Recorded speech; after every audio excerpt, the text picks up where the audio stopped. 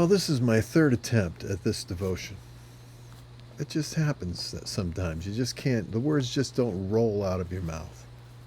But tonight, we're going to be doing a message on the healing power of hope. That might not be the exact title, but that's going to be the theme, the healing power of hope. And I want you to just consider that for a moment, because everyone hopes in something.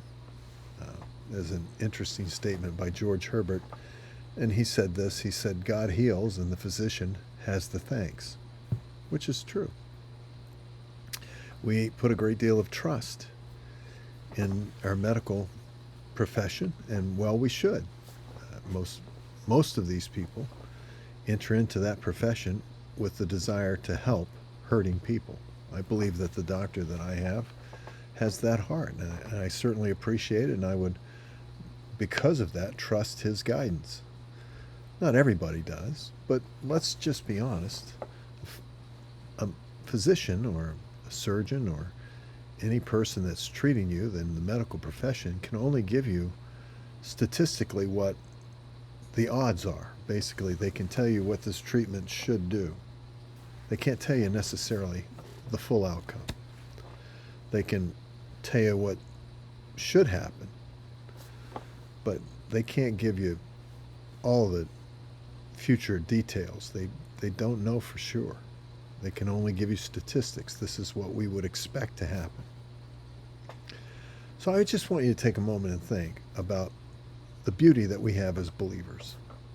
We have the privilege of hearing all the information that's presented to us at any given time regarding any given circumstance or situation, and certainly during times in our life where we're confronted with suffering, physical pain or suffering. And we have the opportunity to receive that information, be thankful for it, and then also understand that we have a God who intervenes in the affairs of mankind. Now, you may say, well, that's a miracle. Well, the fact that you're alive today is a miracle. You and I. The fact that we're breathing is a miracle. The fact that I was, alive when I woke up this morning is a miracle. I understand statistically that these are things that we would expect to happen, but the Word of God tells us in Colossians 1 and verse 17 that Jesus Christ is that aspect that holds everything together. So, and that God's intimately involved in the very, minute details of our life, providentially, in Romans 8:29. So I guess for us, we realize that God is a very big factor in everything. Now, that doesn't mean that God's not involved in other people's lives. He is. He holds all things together. And the rain falls on the just and the unjust. God's kind even to those who betray his trust and turn against him. But everyone has the potential of hoping in something. Some people hope that the stock market will do well. Some people hope that the investments that they've made are going to pay off. Some people hope that their children will turn out all right. They hope that, they'll be healthy for an extended period of time and they'll be able to enjoy a retirement. That's all hope. Can't prove any of it. But for us, our hope is fixed on something that supersedes merely statistically what we see going on around us. In other words, the average lifespan or how the average rate of success for this treatment or any of that. Our hope lies with God, when the Word of God tells us in Exodus 15 and verse 26 is our healer. And he's the one that heals all of our diseases, it says in Psalm 103 and verse 3. Now, think about that for a moment. It's that unseen element that intervenes in the affairs of man. And that doesn't mean that everything comes out the way we want it, but it means that we have something legitimately to hope in and to hope for. Hope in the midst of the situation and hope for an outcome that may not be the expected outcome.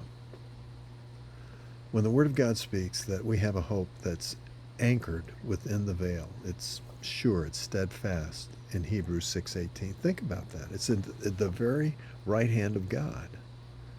That's our hope.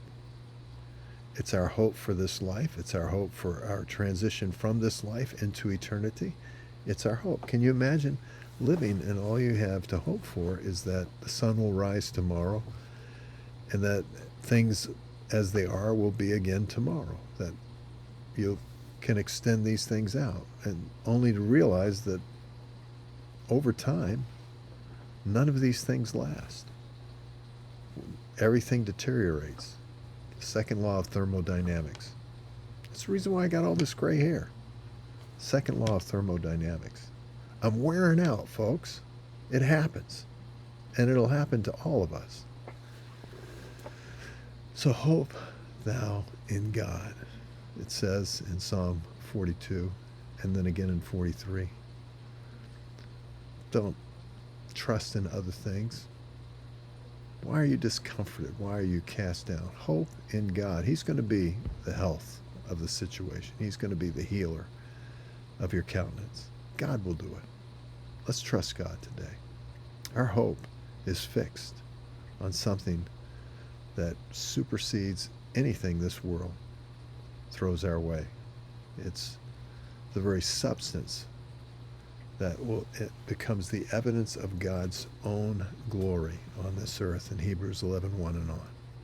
Till next time, friends, God bless you.